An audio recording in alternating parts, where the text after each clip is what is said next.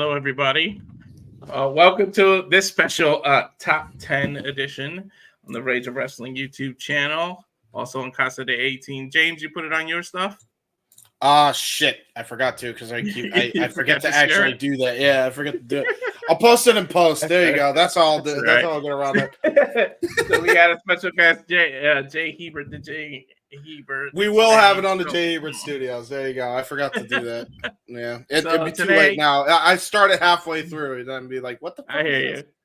But Yeah. today, because it's WrestleMania week and we got all this stuff, I figured JJ and I would go through some WrestleManias and figure what should have ended the night, what should have been the main event. Because let's face it, WrestleMania has some shitty main events.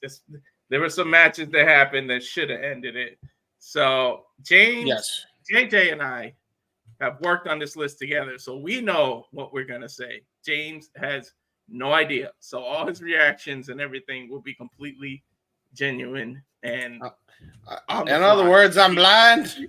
I'm blind. He I can't doesn't know see jack. shit. So what we'll do, we'll have JJ start. He's gonna go from 10 through 6, and I'll do 5 through 1, and then we'll each one we discuss each of our how we feel, and then what you think about it, and then at the end we'll give you a chance to mention any other ones that you would have put on here, or if you would change the order of how we did it at all. No, sounds good to me.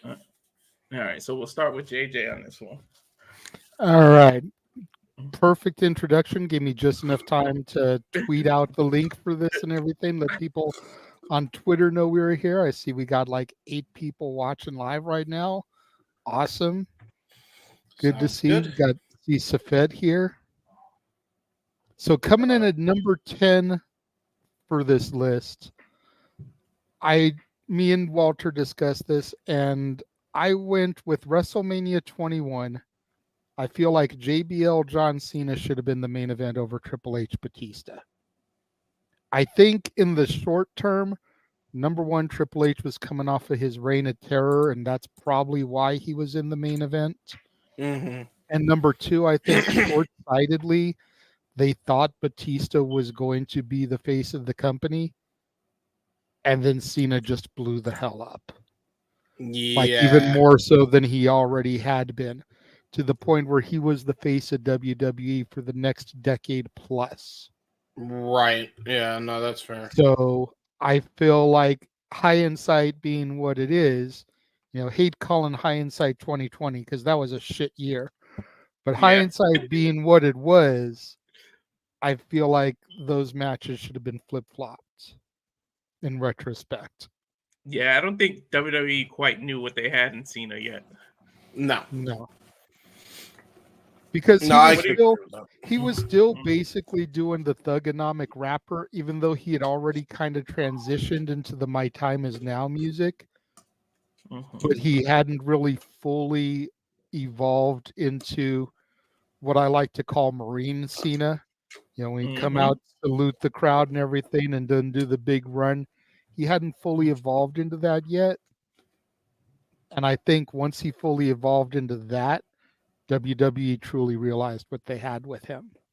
Yeah. Because that's why Batista and Cena switched from Raw to SmackDown. And Cena was then put on Raw, the face of the company. Yeah. Cena wasn't the playing with Stu and the camera thing person yet. I will say that Batista, even though he had a rocky start in the SmackDown, he did improve over time as his history in that brand went on. I mean, when you look at where he was in Mania 21, you could tell he was still kind of green. And that's not to say he hadn't had the wrestling fundamentals his entire career. Let's be honest. Batista ain't no technician in there, but no, you could tell he was definitely a lot more uncomfortable a couple years later when he went in to defend the title against Taker, and they had that show stealer of a match. Now you can attribute that a lot to Taker, but it takes two to tango, and I think there was a lot of anger between both of them that they weren't main eventing, even though Taker won the Royal Rumble that year. So, man, they took that anger and they put on a hell of a match, and then it became a hell of a feud as a result of it. So I think Batista came into his own, I think, a little bit after. Problem is, he wasn't going to ever be the face of the company because he's too much of a dick, self-admitted by himself as well. And he's just more of a natural fucking heel. And I think, and even to this day, everybody says his best run was when he was, you know, I guess you could call it Hollywood Batista, even though it was kind of a knockoff of Hollywood Rock. But even then, it was just like he was great as a heel, better than he was as a babyface. So Cena and JBL main eventing absolutely was the right call. I think they should have went with that, and they should have given that match way more time. But I can understand why you don't, because JBL does not do good in regular one-on-one matchups, and he's more the brawling type, and that's where he has his best matches in steel cages and stipulation matches. So that's fair. So coming in for number 9, we went to WrestleMania 36, something a little bit more modern. Right.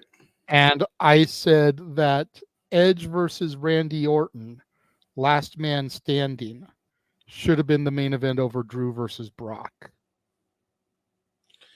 I feel like, and granted, I wasn't really watching much at this time, so I can only talk about it from a retrospective perspective, having seen things on the Peacock and DVD and whatever. I feel like there was so much more history in the Edge and Orton rivalry, going all the way back to before Edge's neck injury, rated RKO. Then he comes back out of nowhere. This is the longest match over both nights, almost 37 minutes. And they have it stuffed in the middle of night 2. I understand championships and all of that, but sometimes the rivalry, the story needs to take precedent over a championship. And there will be other matches later on that we'll discuss that very much have that same type of tagline to them. But I just feel like with the history between Edge and Orton, it definitely deserved it over Drew and Brock. I mean, Drew and Brock went 4 minutes and 35 seconds. Well, yeah. And that was your main event. Even most Hogan matches went more than 5 minutes. The only one was the one he stole from Bret Hart, pretty much. That was 5 Yeah. minutes. Yeah. So what do you remember Drew about that, versus James? Big Show, which was a post-show dark match, went longer than Drew versus Brock. No, that's fair, but That's crazy. I will actually be fully disagreeing with this only because fuck that Mania anyway. It was during the pandemic. Drew and Brock was the right main event on paper. It was supposed to be Drew's moment in front of a capacity crowd. You can obviously tell this was supposed to go a lot longer than it did, and then the pandemic happened. So that's honest to God. My excuse for that is like Brock is not going to pay in front of just going to have his heart on his sleeve wrestling in front of no goddamn buddy. So. Same with Drew, I would think. I think he was just checked out after he got robbed of that fucking Mania moment. Honestly, that was more of a nightmare for him, I'm sure.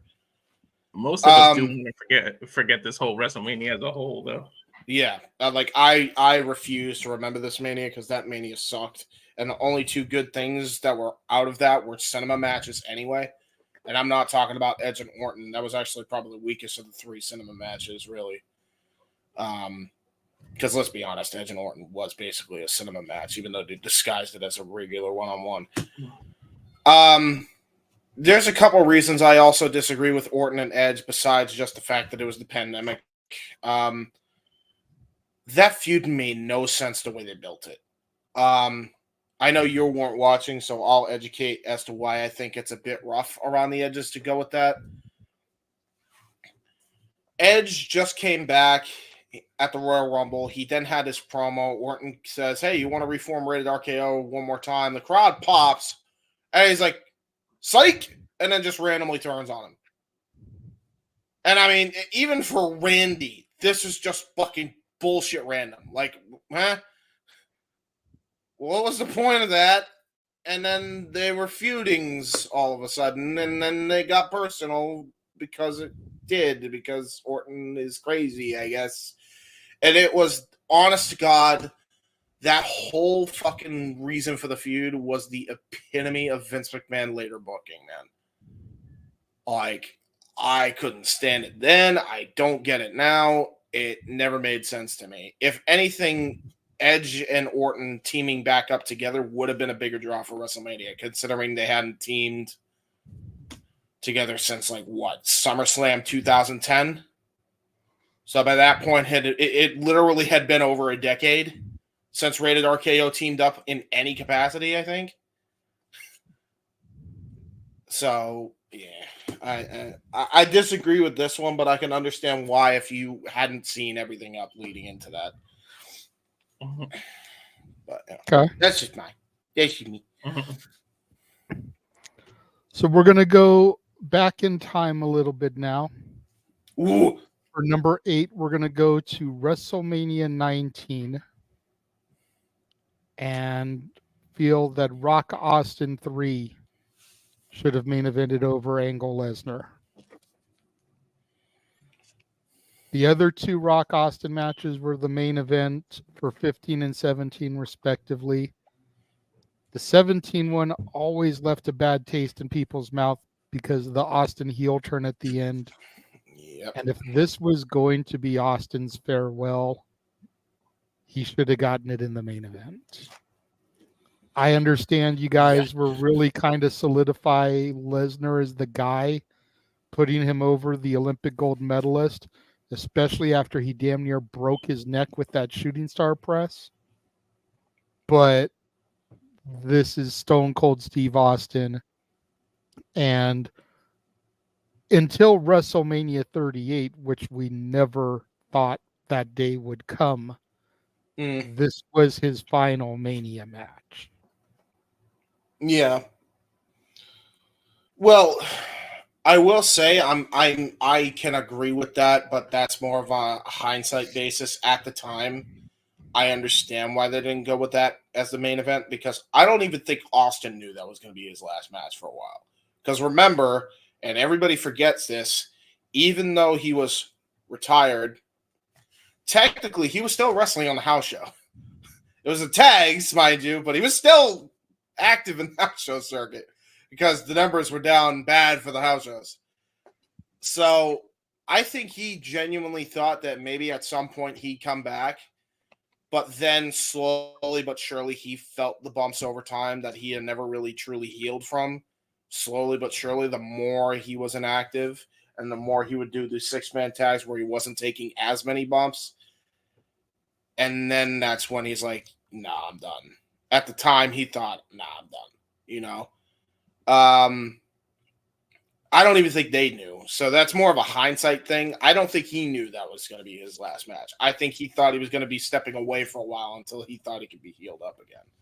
And then he just never healed until he thought he was healed for 39.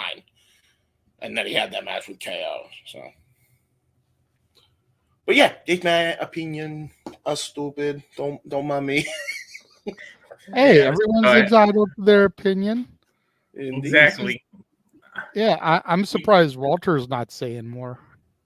I agreed with this. I mean, it's the freaking Rock and then Austin. No one was bigger than the Rock at this time. Like, even back then, we knew he was going to be big. Like, he already did Scorpion King. He already did all these other movies. We knew he was kind of transitioning into a Hollywood career. But, I mean, it's the freaking third Rock and Austin. And it just sucks that the one final one that the Rock got to win wasn't the main event. Austin got both of his over in the main event. You know, it was that BS WrestleMania 17 with the heel turn and everything. But it just sucks that the Rock gets his receipt, but it wasn't the main event. And personally, I've always felt that the 19 match is the better of the 3 anyways. I agree. Better I've always ranked it 19, 17, 15. Yep, agreed. I will say I appreciate the match. I think it's great. However, I'll argue with this and why I think the right main event was for 19. The fact that Kurt Angle came in there with a broken neck, Brock Lesnar damn near broke his neck, and still had that good of a goddamn match for the main event of Mania. I mean, you would have thought that nothing was wrong with them the way they did that shit. I'll give you a counter on business standpoint. The fact that you already knew Kurt was hurt, the fact that his neck was broken, that's why he shouldn't have main evented, because you wouldn't have known if you could put it. Thankfully, he did put on the kind of match that we love. But imagine if he didn't. You didn't want. No, that's true. Or imagine if you wouldn't want to put that in the main event. Yeah, exactly. Think about it like this, and I'll relay it to boxing UFC terms. Would you rather have a main event that's going to go 20 or 30 minutes, or a main event that's going to end in a knockout in under 2 minutes? Yeah, that's true. I'm not saying that Angle Lesnar went that long, because clearly it didn't. But I mean, when you know Angle is already going in there with his neck the way that it was broken, one wrong move, and they're throwing up an X to end the match in under 5 minutes. Exactly. Yeah, so what if you want to have a main event that you know is going to go longer? And granted, you could possibly counter argument me here because of Austin's relaying neck issues as well. Yeah, but this was his final match. If Austin's neck got more jacked up, or took another botched pile driver like he did at the hands of Owen Hart, it doesn't really matter.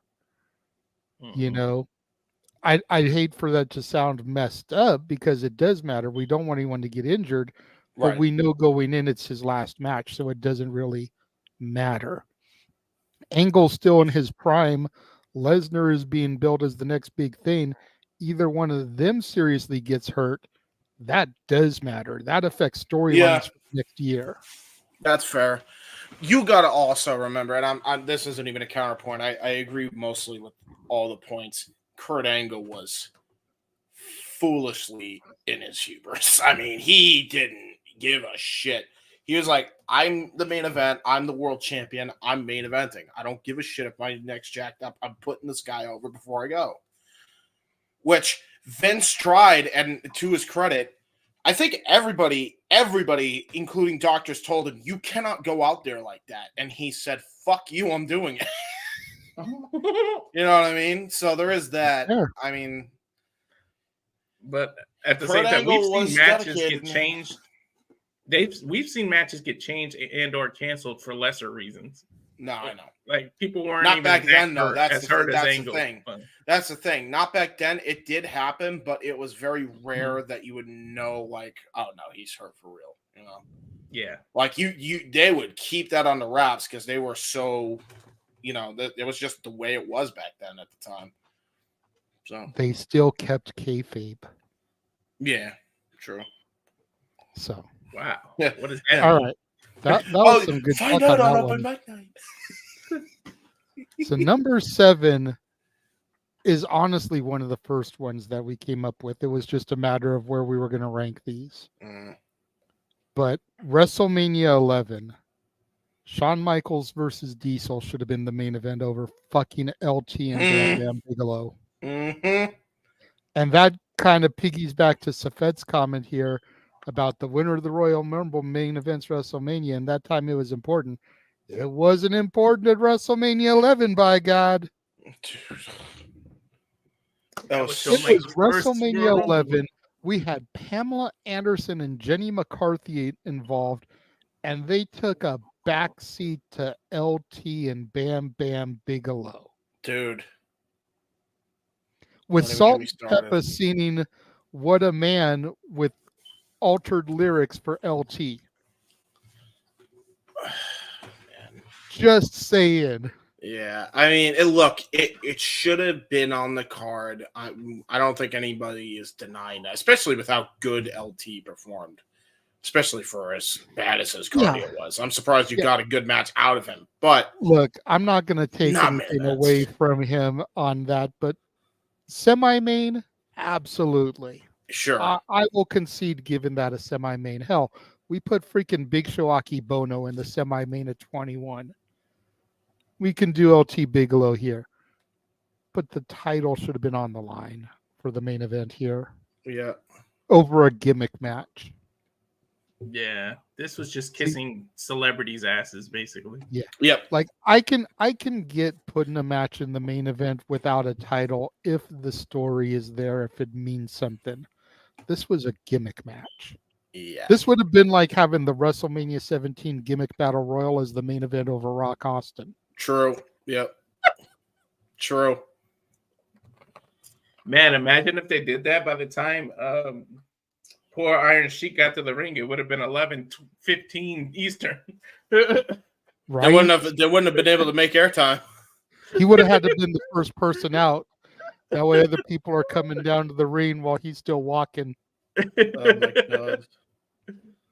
I'm surprised they didn't cart them like the old WrestleMania carts. Right. They didn't have the carts back then, I don't think. Did they? I don't remember. They used sure the Oh yeah, were in no. storage, bro. Yeah, they use it for. I'm sure they were in storage, bro. I'm sure they could have dug one out and just here, we're gonna put 5 of you guys on this cart and trot it out while the rest of the guys come strutting to the ring. Screw the cart. I would have sit them in one of those red wagons and just pulled them to the ring. That still would have been faster. Shit. Not true that. All right. The last one I get to introduce is gonna be a fun one because a lot of people are gonna be shocked on my take on this. Yeah, he's already thrown the thing up. Yeah, number 6. I think Charlotte and Rhea should have main evented last year, night 1, over KO, Sammy, and the Usos. Yep, I agree. As big of a moment as that was for me, having seen KO and Sammy come up through the ranks, knowing their history in the LA area with PWG, seeing them with the PWG logos on their shorts, and Owens even having the outline of Super Dragon's mask on his shorts as well. Rhea and Charlotte should have been the main event. And then if nothing else, you think about it from the marketing, you can say that you've got a Flair and a Rhodes in the main event of WrestleMania.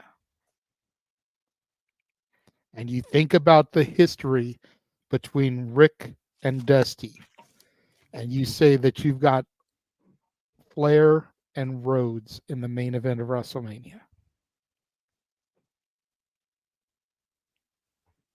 Where did Walter go? Like, I don't know. He went off camera for a moment. I thought somebody was knocking on the front door, but I guess that was just some noise. No, I agree with this take. I think the better match was Rhea and Charlotte. That was the best match on that card, on both nights, by the way. It was the best match on the card. On both nights, I would say that's debatable because night 2 had that Gunther, Sheamus, Drew match, which was a fucking banger.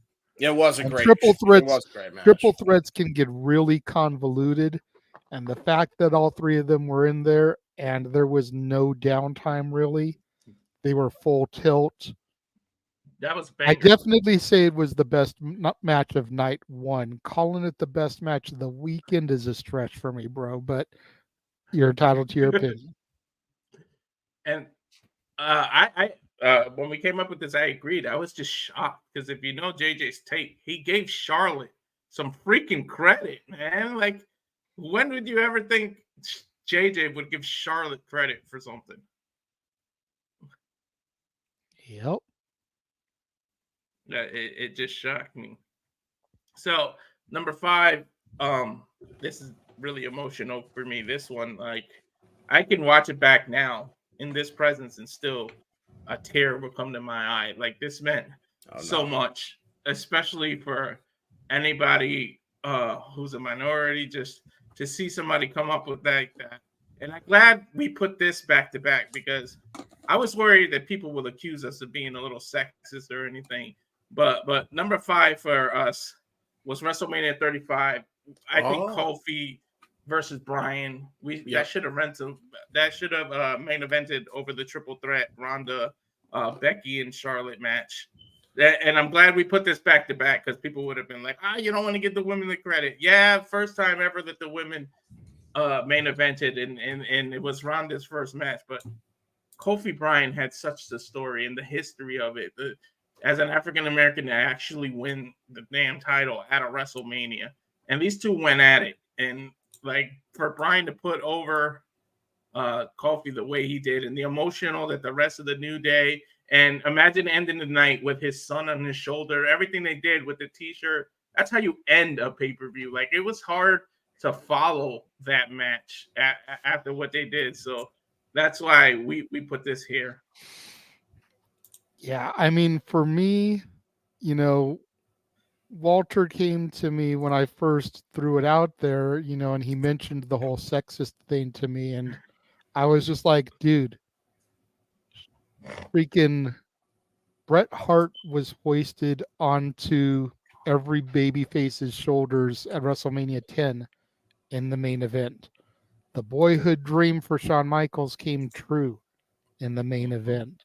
The Austin era began in the main event. Eddie and Benoit embracing in the ring. Two guys who should have never gotten to that point after Benoit won the main event. Daniel Bryan at 30 got his moment, the yes movement in the main event. Yep. Why shouldn't Kofi Mania have had the same thing?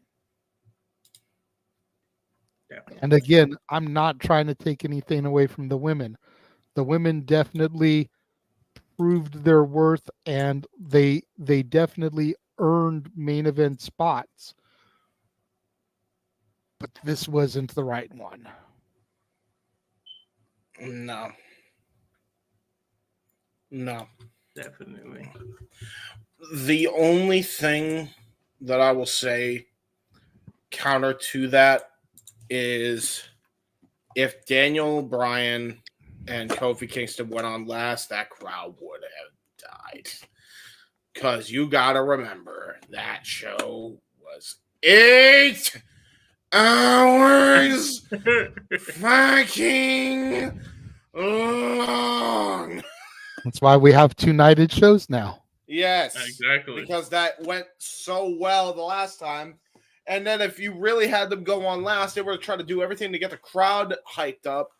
And instead of that being the case, that would have definitely made people late to get back to their stop, and they would have been stuck out in the rain longer.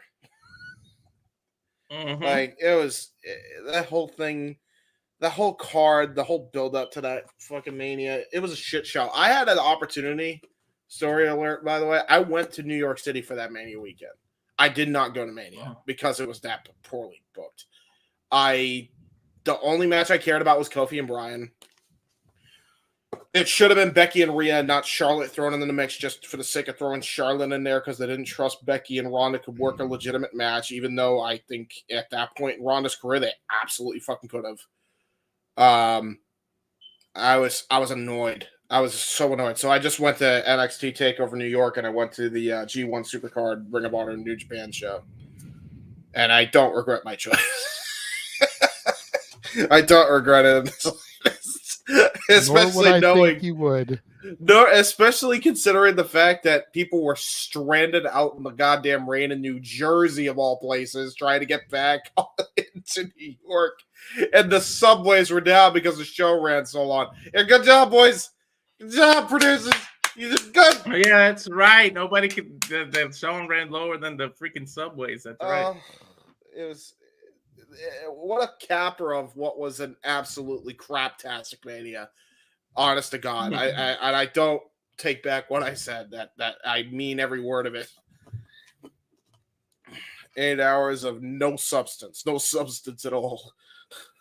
And we'll see what happens this weekend at WrestleMania as we kick all of that off in 2 days. It will definitely be better. It will definitely be better than the height of Vince McMahonism. I'll tell you that right now. But anyways, speaking of the height Safed, of Vince Safed says, James, you made the right choice. I know. Safet, let us know in the comments. Were you unfortunate? Were you one of the unfortunate souls that had to be stranded? Were you at that meeting? All right, let's move on. So number 4. This one's one of the ones that was one of the first ones we also came up with. It's like one of the most obvious. Like, how the hell they didn't put this on last? We're gonna go back. We're gonna go way back to 1992. And they talked about the Rumble winner. Who run that? Ric Flair. Even though it was for the actual championship, he had a bigger story with Randy Man, Racho Man Savage, whose shirt I got on right now. But he had a bigger story that had the whole involvement of Mrs. Elizabeth, and you give us freaking Sid Justice and Hulk Hogan as a freaking main event. No title, no nothing, just two. Because it didn't work for one of them. Basically, it doesn't work for me, brother. He pulled his political card, and that's what I really think they were the main event. But Savage and Flair had a crazy match. The story of his knee being hurt, his leg, the blood. This is when Flair was peak blonde hair. Flair, when he bleeds, that thing turns his hair a crimson red that is beyond forgivable. This match had everything you want, and not only it wasn't even the sub main event. It was like in the middle of the card. Like, that's what you think of the World Wrestling Federation title. You put it like in the middle of your biggest pay-per-view of the year. I don't know what the hell they were thinking in the booking of this, but number 4 is got to be Savage and Flair. Yep. No, 100%. Sid and Hogan was not it. I don't know why they chose that over what was clearly going to be the better wrestling match, especially when it came to the world title. I swear to God, man, like Hogan.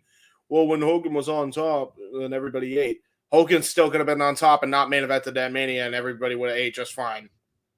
Yep. Like, give me a goddamn break with that nonsense sometimes, man. Like, you could be on top and not be in the main event of every goddamn Mania every goddamn year. Even the setup and story was stupid. You guys had a rivalry just because he pulled you over the top rope, because Hogan pulled you. I mean, it's because Sid threw you over, and you couldn't be one of the last 2 of the Royal Rumble. Like, that was like you got eliminated. There's no rules to the Royal Rumble, but both feet touch the floor.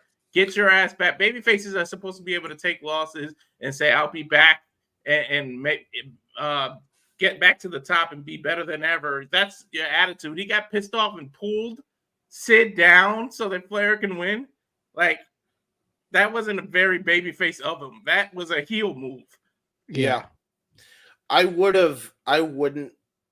This obviously wasn't a thing back then. I know they didn't start introducing the triple threat matches until the Attitude Era, but man, like, if there was ever an opportunity to call for a triple threat match, I think you actually could have probably put Hogan in this as well.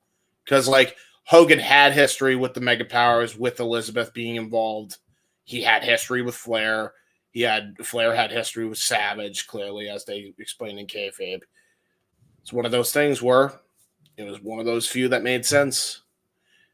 Or you could have did a 4-way elimination with the 4 of them. If they were so hell-bent on having Hogan come on last, there you go. Right. But even then, it's like Sid would have been the odd man out because he has history with none of these idiots. He just wants to kill people. Except for Hogan, for being involved with Hogan, yeah. I mean, to be fair, he gave Flair the win, so maybe you can excuse that he has history with Flair by giving him the win. It's like, I didn't give you the win for any damn reason, idiot. I gave you the win because I had problems with Hogan, and now you want to take the credit and the win for yourself. Now I got a problem with you. That could have easily worked. The negative of the scenario we came up is that Hogan would have said it doesn't work for me. He would have won that damn main event, not Macho Man. He wouldn't have walked away with that title. Yeah. And that's where a lot of that beef stems from, is he kept taking away the main event from Savage to do it on his own, really. That's where it fucking happened. But for all you Hogan lovers, we're going to give it back to Hogan a little bit later, so stay tuned. Yes. Yeah, this is probably the least controversial one out of everything, though. I think pretty much this is all across the board. So the next one, we're going to take WrestleMania 24. This might be a little controversial. People know I love Undertaker. He's my favorite. Undertaker and Edge ended that match. But I mean, was there not a better story than this one right here? Shawn Yeah. Michaels, Ric Flair. Even though technically we all know hindsight is 2020, and it really technically wasn't Ric Flair's last match. It was his retirement send off. You couldn't give my man the main event sending off Michaels, him crying, all that. The I love you. Just imagine everything that happened the way it happened as a freaking main event alone. Fireworks going off. You support his career. Everything. Michaels could have left Ric Flair in the middle of the ring by himself, and that those however many 150,000 people were left would have been chanting Ric Flair all night, and you could have ended the pay-per-view that way. Yep. Think about this, gentlemen. Ric Flair is touted as being one of the greatest of all time. He never main evented a WrestleMania. He should have main evented that one just off of that alone. Yeah. Especially if you went and you took the Savage Flair title match from 8 away from him, as we talked about the last one. Mm-hmm. Then you make it up for him by here. You know? Yeah. Hey, sorry we had to take the title match away from you back at 8, brother. You know how Hogan is Hogan is Hogan. You dealt with him in WCW, you know. Go out there and kill it with Shawn. You guys have the last match. I bet you that Taker probably offered him, and Flair refused it out of respect for Taker, because that had to have been at least offered by each other. I bet you that was the case, and I think we'll never know, because I don't think either one have ever talked about it. But I can't imagine how they wouldn't. I think I remember hearing a story that Flair, an interview with Flair, where he did say it was offered to him, but he didn't want the crowd to go home sad. And that's why they didn't do it. Because, I mean, it already makes us well up in tears seeing Shawn in the corner. I'm sorry. I love you. Whap. Like, it reaches in like fucking Mortal Kombat, pulls out our heart still beating fatality. Watching that every time. So from that mindset, I do sort of get it. But from a fan's perspective, like, I love Undertaker, I love Edge, but this should have been it. I will say, especially since 2 years later you gave Taker and Michaels the main event in Shawn's final match. I mean, that's all fair and good. However, at least it was made up for by Little Nate running down and having his main event moment. There is that the lawn run to the ring. Noah's not here. Damn it, James! You freaking idiot! Am I wrong, though? Am I wrong? Charles Robinson has main event moment, and he became a meme out of it. He was an early internet meme, man. By God, that's what he was. It was funny. That was a hell of a long ramp, dude. So that entrance way was long, dude. He hauled ass like he was fucking Paul London. Like seriously, man, he was going crazy. Yeah. I will say, you know what makes me well up in tears? The fact that Ric Flair didn't have this as his retirement, and he had the Ric Flair's last match special where he did not drink anything but fucking alcohol the whole time and damn near died. Damn it, Rick! You freaking idiot! Yeah, let's move on. Now these next two.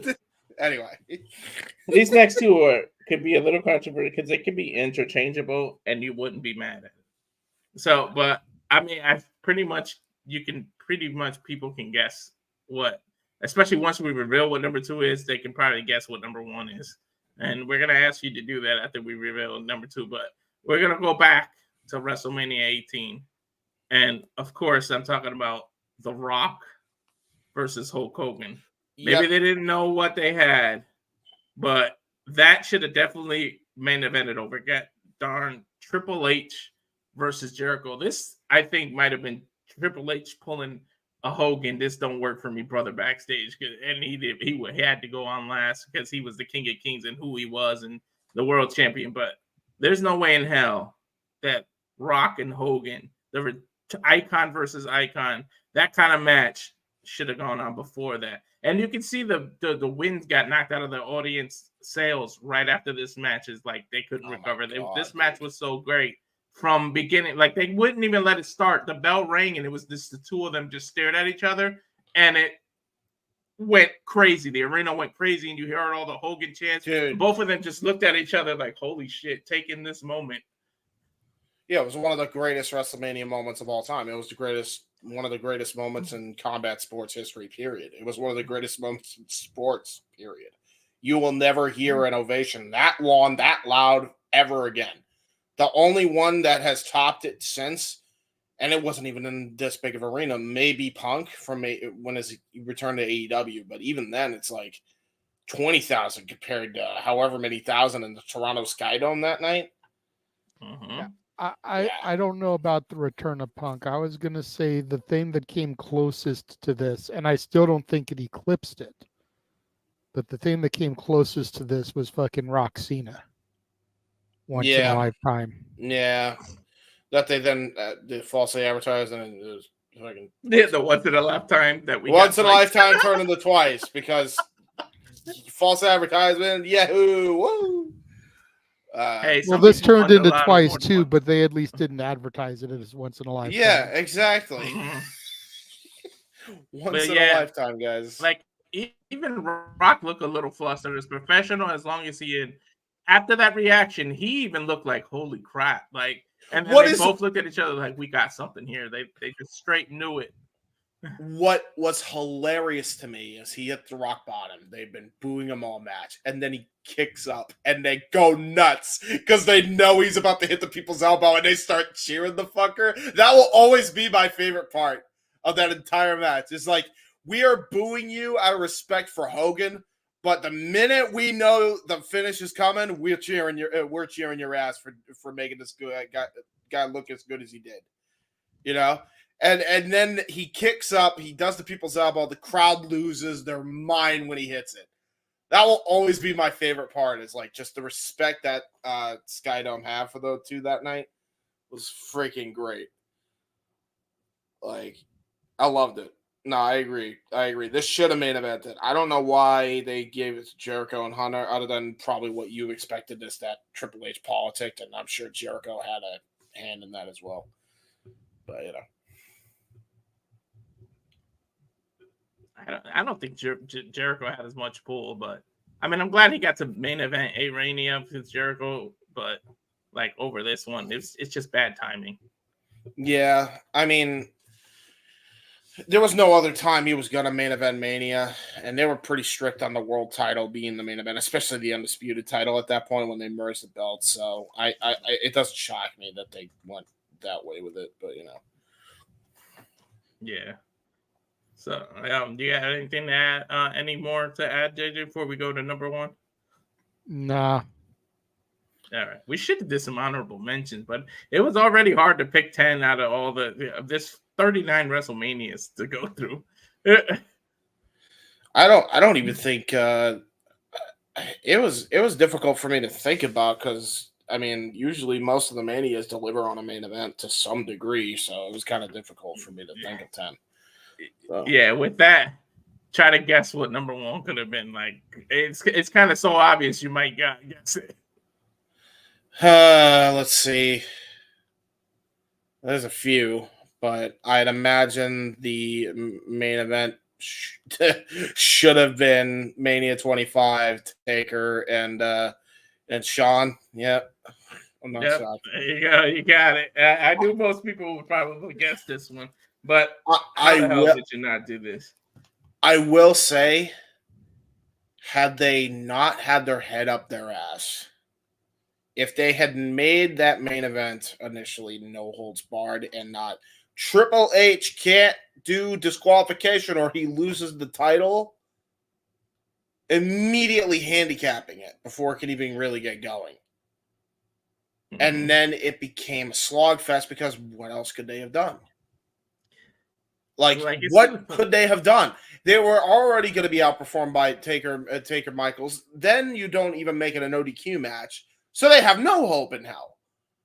If they had at least done that, I think it would have been salvageable and would have been fine in the main event. And then you could have said Taker Michaels still stole the show, and then it could be debated. But this is just unanimous because they completely handicapped this thing, like, from the word go. And that was the most looked forward feud. Like, Shawn Michaels and Taker and Orton Triple H were the two biggest feuds going into that Mania. It's almost to the point. Since you did it the way you did, and you knew Triple H and Undertaker were going to take their time in main event, I'd rather had almost been Triple H Orton curtain jerker the first match. Get that out of the way. Get the bad blood out of the way. Yeah. Let Taker and Michaels end the night on the high note. Bookend it with world title matches. Yeah, I agree. Exactly. Yeah. Because that's, Roman Reigns said it. Like, if you're not going to be the main event, then you want to be the first match. Yeah. Yeah. And then you could have followed that up with Money in the Bank, which still would have kept the crowd's energy high. Like, it would have. Mm-hmm. So, yeah, I don't know why they did. I don't know why they didn't main event. I still, to this day, especially with how they handicapped that shit, like Taker Michaels. But at the same time, had they not, because they didn't main event is why they gave Taker Michaels the main event in the rematch. I think it was they realized what this was and was like, let's fix this and main event. Let's make it the main event the next night. What do you think? Which is still a great match. And I by the way, everybody says that's not as good. I think it was actually better than the 25 match, honest to God. I still say that. I disagree from a personal standpoint. But, I mean, it did have the extra added of Shawn's final match. Right. Mm-hmm. But I feel like the heaven and hell entrances from this one really kind of added to the match and the presentation. If they had left that out of this one, used those in the rematch at 26 and had everything be what it is, then I might co-sign with you, but I've always felt that this match was just slightly better. Slightly. Yeah. Not leaps and bounds, not comparing, The Godfather to Godfather 3 or whatever, but I just feel like this was better. Even the build up to 25 was better than 26. Just the whole Shawn keep getting over, and when he wore the white and came out, made you think he was Taker, and the build up to 25 was even better than 26 because pretty much all they had was I have to beat you. Yeah, that's fair. My career on the line. Pretty much all they had. I see it as like 1A, 1B anyway. I mean, both matches were phenomenal. Both deserved 5 stars. Both deserved. Let me just say that again for the Uncle Daves of the world. Both deserved 5 stars. Yeah, I love both matches. I'm glad they at least got their main event after they corrected that one. But yeah, this one still should have been the original main event of that night. Hey, that name redacted. We treat like Bruno on this channel, man. We don't have to. We don't talk about him. Yeah, I just said Uncle Dave. I didn't say his full government name. Fuck that. I know. Yeah, that brings us. Any more you want to say about this, JJ? No, I feel like this one was covered pretty darn good. I mean, it's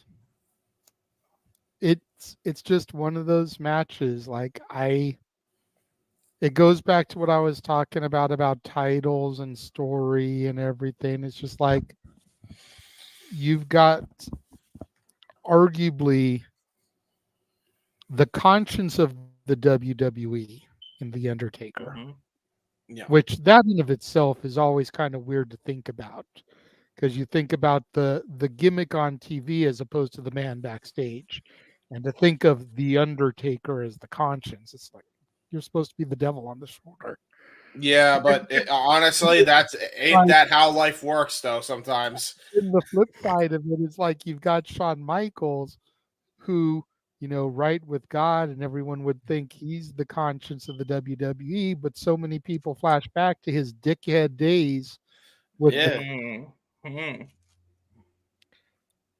And just the way their two stories have kind of paralleled and run side to side all the way up until this moment, and you're not the main event. Yeah. And it's crazy to think that these were two people that both won the first Monday Night Raw ever, and they went all the way to 25 and could have faced each other. That's crazy. No, that's true. That's true. Accurate. All right. So with that, I'm gonna run the little ad of where you can find all of us and follow us on social media, and then we'll come back. We'll do the shields and run a couple trailers that JJ want to run, and then we can get out of here. Look at that sub an hour with James, JJ, and Walter on a stream. Wow. I know it can be done, and we're gonna make up for it with all the shills, though. Exactly. But if Jeff would have been up here, we would have went past it with all of us. That's fair. Yeah, we'll go an hour and a half with just shells alone. I mean, who we can. All right, so we'll run the trailer with how you can follow us, and then we'll come back with shills.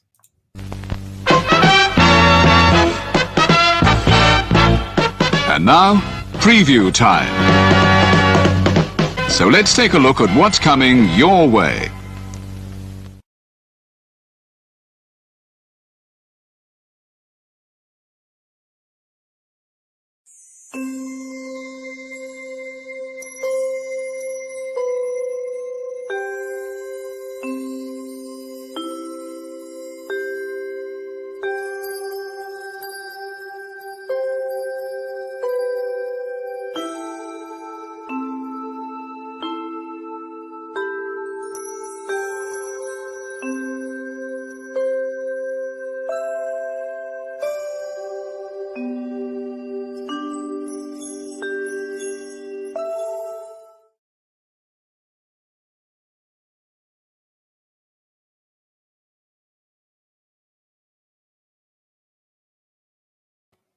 All right, we're back.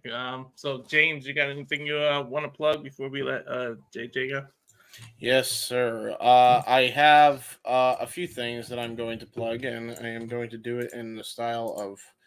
I have to do it in the style of PowerPoint presentation because I don't have the Jeff Meacham usual plug. So I'm sharing screen. No worries, I got you. Oh, you already got. Oh, you already got the. Well, no. Go ahead and do the thing. And I'll pop it in here. No, fair. Okay, so let me just make sure I'm on the right one. Yes, I am on the correct one. Okay, so, oh wait, no, I'm not on the correct one. I stupid. All right, now I'm on the correct one. Here we go. Yay. Okay, so episode 11 and 12 of the Jay Hebert side of things are available on YouTube.com, which you can find me on the social at Jay Hebert side 95. Go check that out. It's pretty good. This one is the most interesting one. You want to get your wrestling fix early, go check out why WWE should hire YouTube musicians, or as I titled it, independent musicians.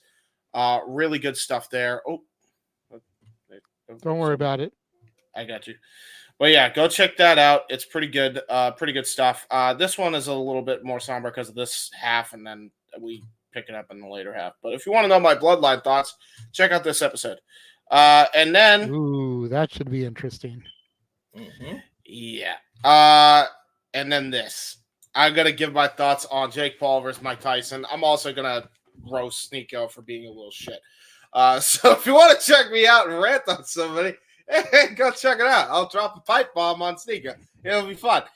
He deserves it. He's a prick. So yeah, check that out, and check out my initial thoughts on Jake Paul, Mike Tyson, and why I think it's career suicide for Jake to ever take this fight. It was originally supposed to be. It was supposed to be Akira Toriyama's episode. However, that has now been moved up because CM Punk spoke on Ariel Helwani's show, and as a goddamn result, your boy, along with his friend Ryan, cover this. Every word that this man said, and paraphrase every word he said, for about 3 hours. you will notice that the scapegoat from Yu-Gi-Oh is covering Jack Perry's face because he is the scapegoat. Stay in Japan, bud. Nobody wants you here. You're gonna listen to our thoughts. I have taken a side after all this time. You want to know what my side will be? 12 o'clock p.m. Eastern Standard Time on Saturday. And then after WrestleMania, we will probably be discussing this, I am sure. Oh, yes. This is definitely going to be a topic. I've watched about the first 30 to 45 minutes of the Helwani interview. Uh-huh. We haven't even gotten to this part yet. But yeah, I'm hoping to finish it up today. So yeah, you're definitely going to want to listen to what he has to say. I'm damning. sure you already know what side I'm on. Yeah. I've not changed sides. Yeah. Yeah. And hopefully you've come home to my side. I can't spoil. But if you see how I'm treated the other side, you might know. Yeah. I'm just saying. So I'm definitely looking forward to it. But follow Jay Hebert for that Unfortunately, stuff. I don't think I'll get to watch your take on this on Saturday because 12 o'clock your time, I'll still be doing Stand and Deliver. With Noah, 12 o'clock my time. Oh, shoot. I should actually premiere that after Stand Don't worry about it. Don't worry about it. I appreciate it. Don't worry about it. If we're being honest, dude, more people are going to be watching Stand and Deliver anyways. Yeah, that's fair. Yeah. But 12 o'clock my time, pretty much as soon as Stand and Deliver is over, I'm going to be going over to my daughter's house and her mom's house to celebrate her sister's 7th birthday. Aww. Nice. And then I'm going to be back here by 3:30 my time to do WrestleMania Night 1. Oh, wow. So you got a busy day. But yeah, fucking hell. Busy bee. And believe it or not, I don't have my own graphic in here. That's funny. I need to change that. Yeah, definitely should. But yeah, 12 o'clock p.m. Eastern Standard Time. If you want to check that out, I may bump it up just so that way we can, coincide and have a little bit of corporate synergy. But it will be on Saturday. After that, we will be covering it on open mic night. So if you want more in-depth thoughts since the fallout of this, because we literally recorded this after I listened to it the day it dropped. So it is a fresh take. It is. Let me ask you this. How long is your episode? 3 hours. That's why I'm saying probably. Okay, so put it at 9 a.m. your time. Yeah. That way it'll be served as a lead-in to Stand and Deliver. And you know what? That's exactly what I'm going to do. Let me just do that. Because noon your time is 9 my time. So that's when Stand and Deliver starts. Yeah, if you do at 9 a.m. your time, it'll serve as a lead-in to Stand and Deliver on your channel. That is an absolutely fair point. And as a result of your fair point, it is now at 9 o'clock p.m. Eastern Standard Time. And I'll also put an eye in, 9 o'clock a.m. Sorry. Eastern Standard Time. Big botch. But there it is. It's a lead-in now for Stand and Deliver. And then from there, you will have an iCard linking you directly to Stand and Deliver coverage. So there you go. Little bit of promotion there, a little bit of corporate synergy. So yeah, episode 14, 9 o'clock a.m. Eastern now, which will be 6 o'clock a.m. Pacific. Sorry, people. But check it out if you want to. You can watch it on demand after Stand and Deliver is over as well. Then episode 15 will be the legacy of the Dragon Ball creator Akira Toriyama. Then followed up by that will be Will Smith done with Jada. Both of those are now going to be postponed to next week. So just be on the lookout for both of those. If toxicity had a name and face, it would damn be Jada. Oh yeah, for sure. Yeah, that's crazy. I think JJ had his hand up. No, I was rubbing my eye. Yeah, no. It's crazy that people are still talking about that. I talk about it because I think it is absolutely. Oh no, I'm with you. I'm just saying, considering how that moment was over a year ago, it's crazy that people are still talking about it. You could say the same thing about the CM Punk nonsense though, too. That's fair. To a degree. That's And fair, I 'cause only- how long are we talking about? I mean, here it is 3 years later almost. We're still talking about it. Yeah, and the only reason I say this is because, like, you clearly saw who was wearing the pants and who was basically being abused in that relationship, and it was clear as day, and that's why I'm like, no, this needs to be covered with delicacy. And now he is done with Jada. As a result, he is getting his movie back, so I can't wait to talk about that one. So yeah, that will be next week though, because we already got enough stuff with the Punk shit. Yeah. So is he done? He's not done. He's back. He'll be banned from the Oscars for 10 years, but he's back in the good perception, I think, of a lot of people. They knew who the villain of that whole arc was. Is that everything for you, James? Yeah, that's everything. YouTube.com/user/JHebertside95. All right. So if you enjoyed stuff like this, I'm gonna even though I'm the host, I'm letting JJ go last because we got a crazy trailer. We got lots of stuff to go with JJ. So, and I did have a clip I wanted to show. That's what kind of popped in while James was talking. Ooh. Okay. So if you want me to show that clip before you do your shills, go ahead. Because this apparently just happened at the Stardom show. Oh. So it's kind of breaking news. Okay. Anyone know who Mina Shirakawa is? Because I'm not familiar with Stardom. I am somewhat familiar with her. I'm sure Noah's more familiar than all of us here. And everybody recognizes this lovely woman, Timeless Toni Storm. Of course. Mm-hmm. Listen to what she says. Remember, ladies, the forbidden door is always open. Remember, ladies, the forbidden door is always open. She basically just issued a challenge to Mina for the AEW Women's Championship at Forbidden Door. I'm cool with that. I'll be real. I'm cool with that.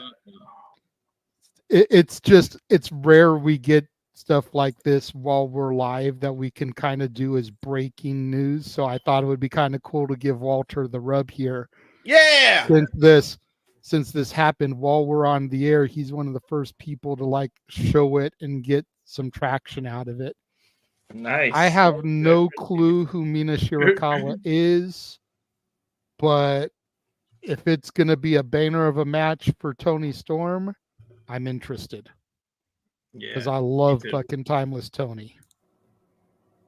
Yeah, that's one of the positives AEW is doing. But anyways, yeah. So if you like content like this, at Rage of Wrestling YouTube, the YouTube channel, JJ and I are working on another one. We're coming up with the time because we definitely want Noah on this one. But the next top 10, so it's gonna have to probably be a weekend with Noah, maybe before open mic night or something, so that Noah has availability. But we're gonna do the top 10, pun intended, impactful TNA debuts. Yes. So that one's going to be a fun one, and we either need Datilla or maybe both if she wants, and Noah, because those are the Jeff Meacham Network people's TNA people. So we definitely need them. So then, of course, at me on Twitter, you can follow me at Walter Alex Cruz, and then now we're going to go to JJ, get some videos and promos of what else is still to come. It's only Thursday, people. This next few weeks is going to be crazy. Then after that, we'll get out of here. Oh, yeah. So the first trailer I'm going to run is the WrestleMania week trailer. Like I've been saying on For the Love of Wrestling, some of the stuff has already happened, obviously. So any of that stuff, just check the dates as the slides roll by. Anything that's already aired, feel free to go back on demand and check out if you've already missed it. But there's still a lot of stuff coming up between us going off the air today and Raw After Mania. So check this out.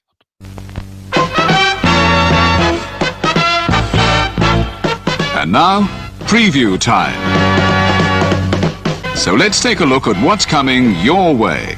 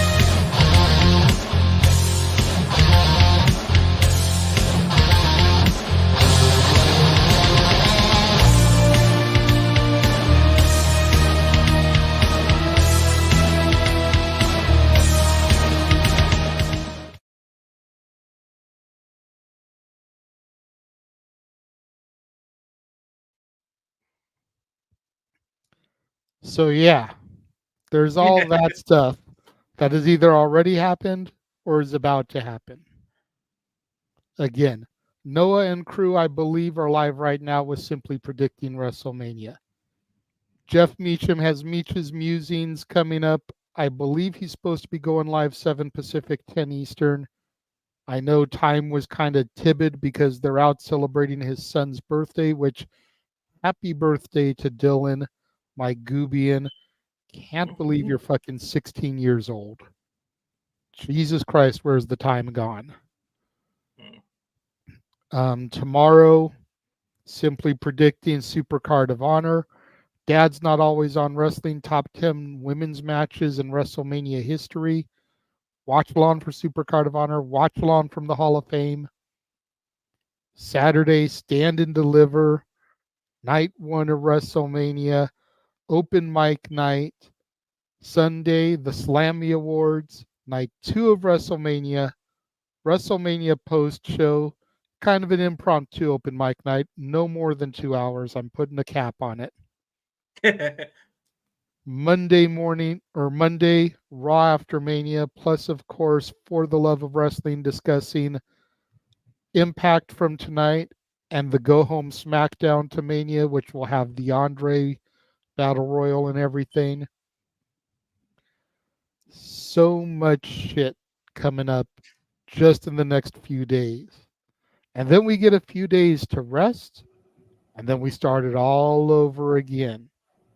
Because here's all the watch alongs that we've got between Bloodsport, which aired earlier today, and the Bash in Berlin in August.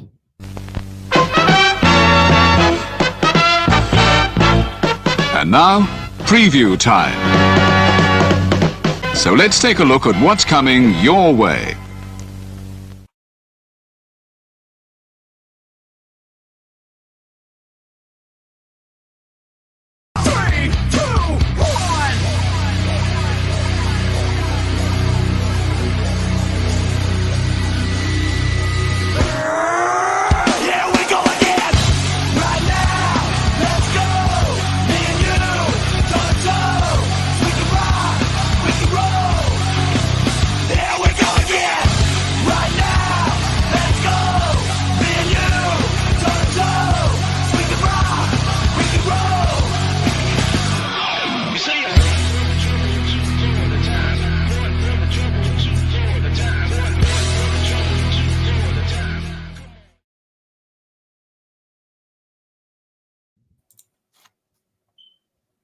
Since Noah's not here to say it, all the wrestling, all the wrestling, all the wrestling, all the wrestling, all the professional wrestling and sports entertainment.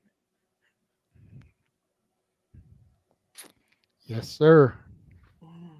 So that is everything that is coming up across the multiverse of media for WrestleMania week and beyond. Well, that's pretty much everything that I'm going to show. There you go. Yeah. So once again, everybody, thanks for joining in tonight. This was fun. James, I should say, what do you think of your first top 10? Not bad. Not bad. I had a good time. I enjoyed it. Glad everybody enjoyed it. So for James, for the love, I almost said for the love of wrestling. Wow, botch. For the renegade of wrestling. Well, at Who least loves wrestling? Yeah, at least that is his name of his show. That's JJ. I'm Mr. Reliable Walter. We thank you for watching and have a good night, people. The Jeff Meacham Network's Multiverse of Media. For over 15 years, the recognized symbol of excellence and the standard bearer in coverage of sports and entertainment.